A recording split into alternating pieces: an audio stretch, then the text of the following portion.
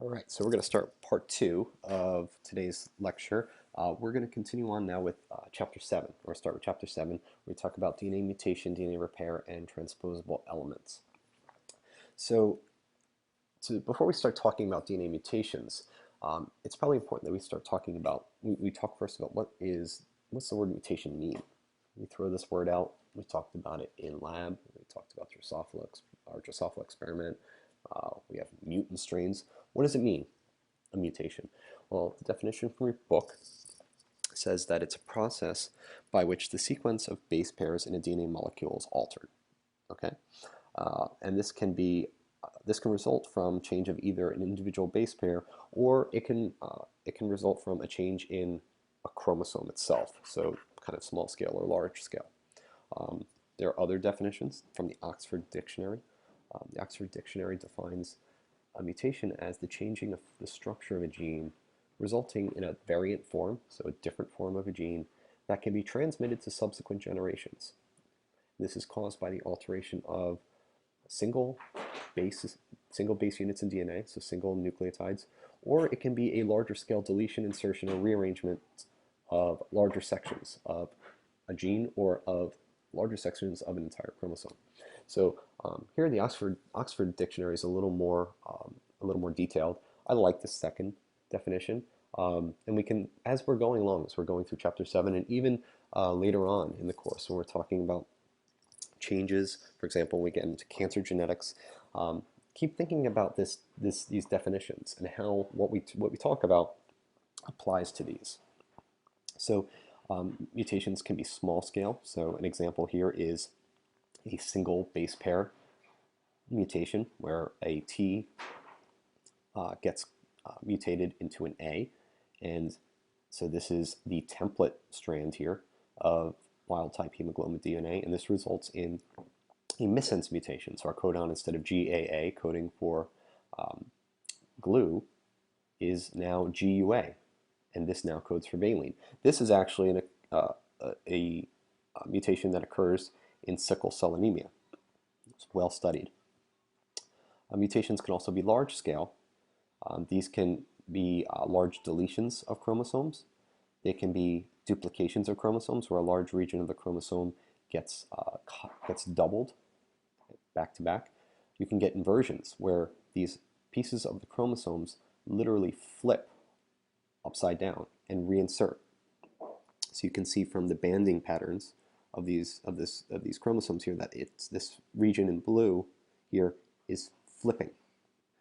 You can get insertions where parts of one chromosome move to another part. So these interior parts of one chromosome move to an interior part of another chromosome. So here part of chromosome 4 moves to part of chromosome 20. Or you can get what's called a translocation, which is where the end of one chromosome swaps places with the end of another chromosome. And these oftentimes cause diseases such as cancer. These are very common in cancers. For example, translocations. There is a type of cancer called CML, chronic myelogenous leukemia, that one hallmark of this cancer is a translocation between chromosome 9 and chromosome 22. So you see these what's called the Q arm of these chromosomes swap. And depending upon where this occurs, which genes are present where this translocation occurs, this can be pretty bad for the cell.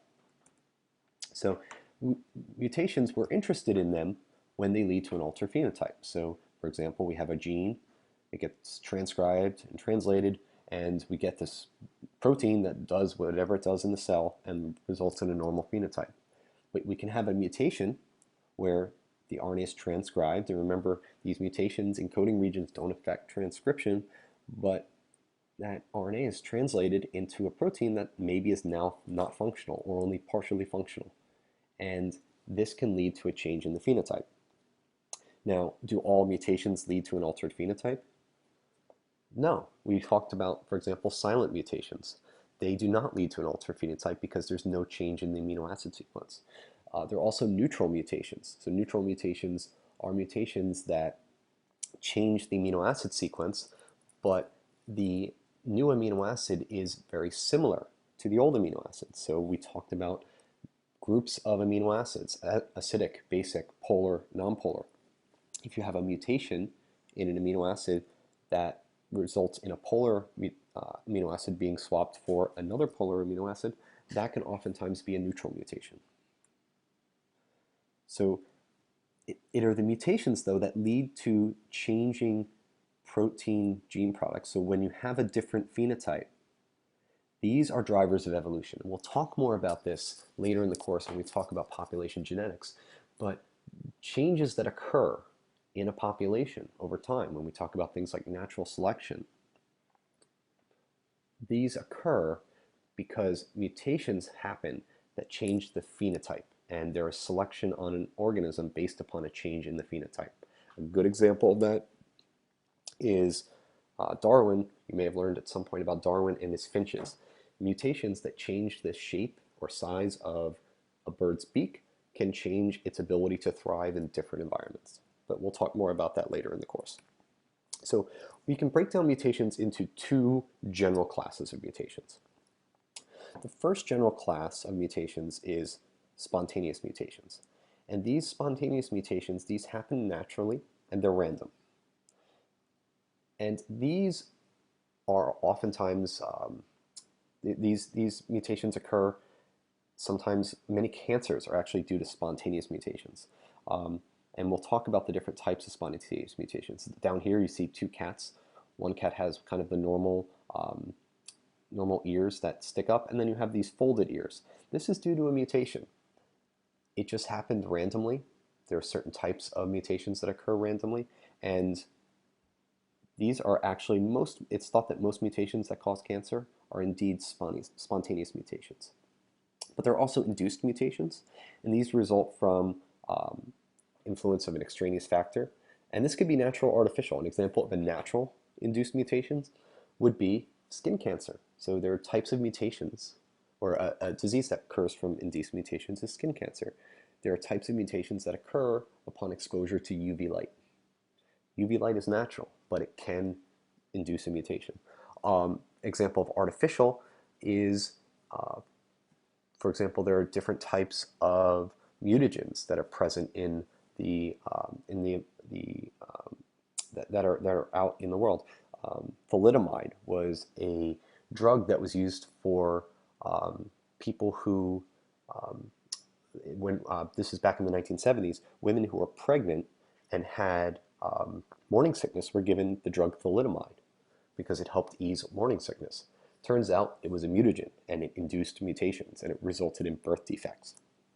This picture over here is showing the way that a transgenic mouse is made, and we'll talk a little more about this type of process later in the semester. But this would be an example of an induced mutation because it's introduced on purpose in the lab. So we're going to start out by talking about spontaneous mutations, though. But before we do that, all types of mutations are also going to be either somatic mutations or germline mutations. And we classify these based upon what types of cells these mutations occur in. So somatic mutations are mutations that occur in any cell that is not a germ cell. So germ cells being sex cells, sperm cells, or egg cells in females. So sperm cells in males, egg cells in females. These are not heritable. So only mutations that occur in germ cells are heritable. So these occur, and a good example of this is most cancers are somatic mutations, or where somatic mutations occur. An example is this frog that has multiple legs. If this frog was to mate with another frog, all of the offspring would be normal because this is a mutation that occurred in a somatic cell. However, germline mutations, these are the ones that occur in germ cells and gametes. They're inherited. So these hairless cats lack hair because at one point there was a mutation that occurred in the germ line, in gametes of one particular cat. And that, because it occurred in the sex cells, that was able to be passed on generation to generation. So we talked previously about different types of mutations, so I won't spend a lot of time on this. There are point mutations, and these point mutations can be either substitution mutations. So this again is sickle cell anemia, where we have a missense substitution mutation. Missense mutations result in a different amino acid being inserted instead of the normal one. We talked about silent mutations. So silent mutations occur when you get a mutation in the third nucleotide of a codon in the wobble position, and sometimes these result in no change in the amino acid that's used. We talked about nonsense mutations. Nonsense mutations are where you get a mutation in the codon that results in a stop codon being used instead of the normal amino acid. But there are also point mutations that are insertions or deletions. So you can have one base pair insertion or one base pair deletion. And remember, when these occur that are not in a multiple of 3, you get frame shifts that occur. And these are typically pretty bad types of mutations.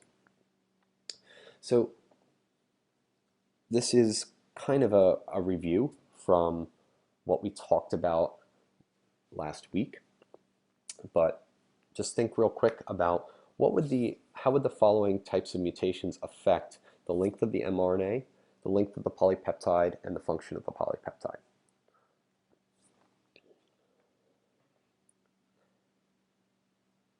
So we'll go over this pretty quick because again, we did this in class. So none of these mutations are going to affect the mRNA. These are in the coding region, because remember, this is in exon 2. Exons are coding regions. So the RNA polymerase transcribes the RNA the same way, even if there's a mutation in the coding region. If we have a missense or a silent mutation, it's not going to affect the size of the polypeptide, because it either changes one amino acid or changes none. A nonsense mutation will always truncate the polypeptide. The polypeptide will always be shorter because you're always going to have a stop codon present before where it should be. A frame shift will usually result in a shorter polypeptide. And the reason for that is because, just like I mentioned in class last week, when you get a frame shift, all of the codons after that mutation are incorrect. And what usually occurs is that one of those incorrect codons will eventually be a stop codon, and that's going to stop the translation before the end of the protein. What is the effect on the polypeptide? Well, silent, we know it's going to be no effect because there's no change in the amino acid. Missense, it depends. It depends on which amino acid is swapped and where in the protein that different amino acid is inserted. Nonsense and frame shift mutations, these usually result in a non-functional protein because you oftentimes get such a large change in the size and the folding of the protein. Frame shifts, these occur by insertions or deletions. These other three, missense, nonsense, and silent mutations, these are substitution mutations. These are single base substitution mutations. Insertion or deletions can be single base, or they can be larger. So in your book, in figure 7.3 shows illustrations of this. Again, I'm not going to go over this. There is a video on eClass, an animation about nonsense mutations. Again, we talked about this in class last week, so this should be a review. So let's go back to these spontaneous versus induced mutations. So point mutations are usually spontaneous. Most of the mutations, most of the mechanisms that result in point mutations are typically spontaneous. And this is usually bad luck. So when a point mutation occurs that is spontaneous, that results in cancer, this is usually bad luck. However, there are some types of mutations that typically are due to a mutagen. And mutagens induce mutations. So we're going to start off by focusing on spontaneous mutations. So most spontaneous mutations are neutral. So the reason that most spontaneous mutations are neutral is that most of the human genome does not code for any proteins. So it's called the non-coding parts of the genome. So if only say 2%, and it may even be less than that, if only 2% of the genome actually codes for proteins, if you had a mutation in that other 98% of the genome, most of the time that's not going to matter. But sometimes, depending on where the mutation occurs, it does have an effect. Now, the rate of spontaneous mutation does vary per organism.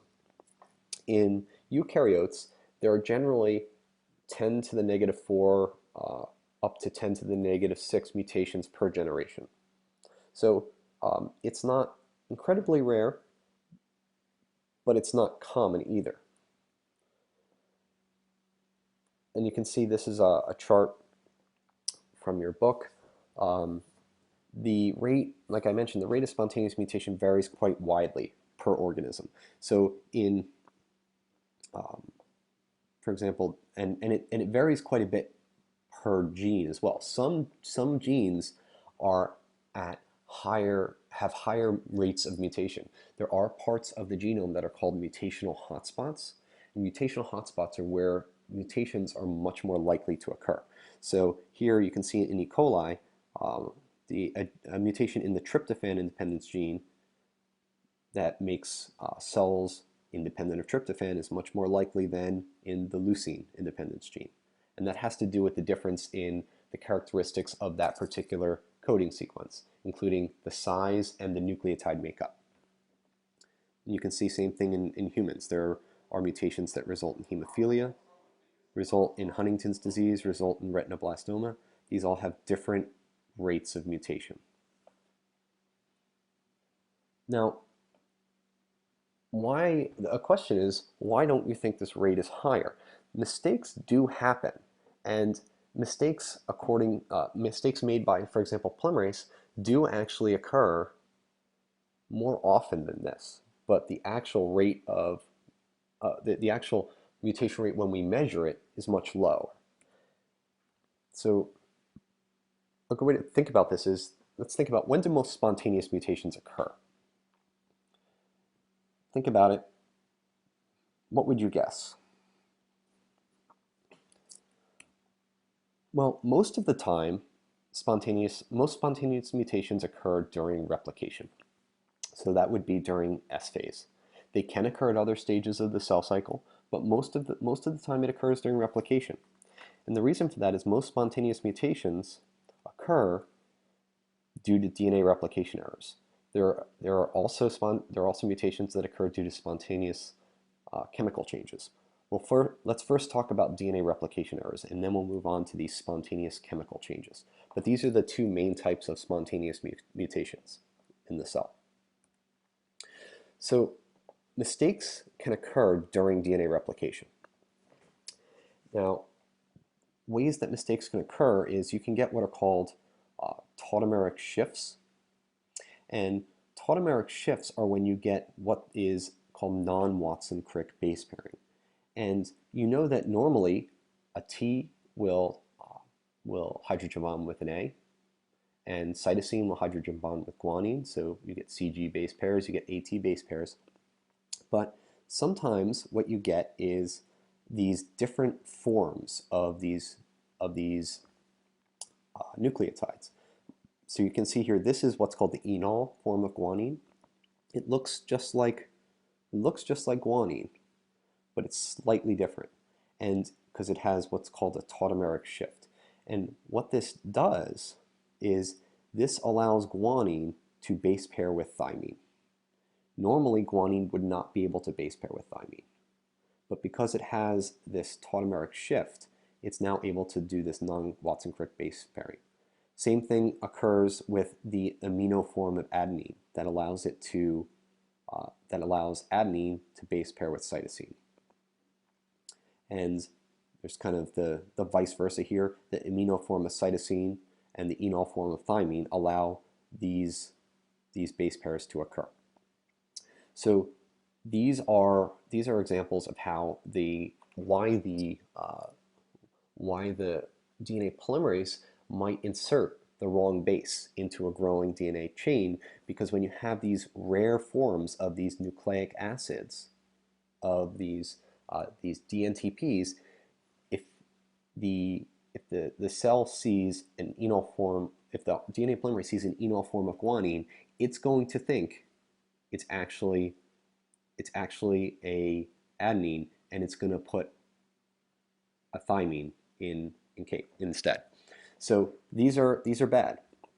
Another way that mistakes in DNA replication occur is when you get these DNA looping out errors, and this is sometimes called slippage, and this occurs more commonly during a run of a repetitive sequence. So if you have a number of the same nucleotides in a row, so here we have replication that's occurring, that the new strand is going, of course, in the 5' to 3' direction. This is our template strand on the bottom. And you can see here we have a shift. We have I'm sorry, not a shift. We have a run of 5 adenines in a row.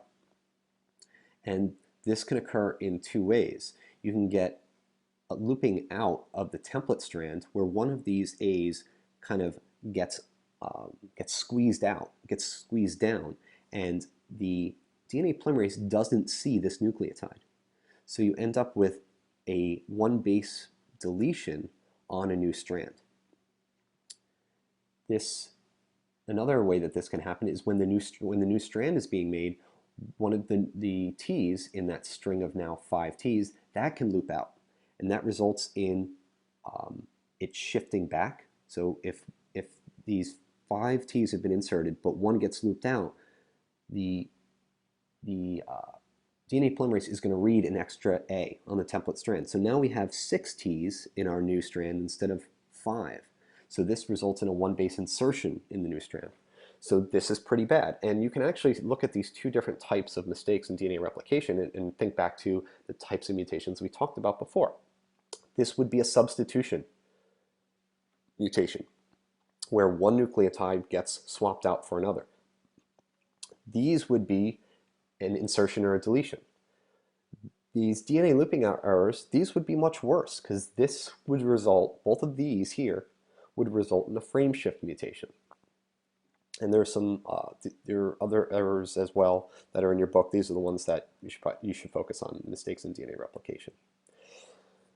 We talked, and again, as we're going along, if you write down any questions that you come up with, and please bring them to me. Obviously, I can't answer any questions at this moment when you're watching the slideshow on eClass, but I really do want to make sure that everyone has a chance to ask any questions they have about any of this material.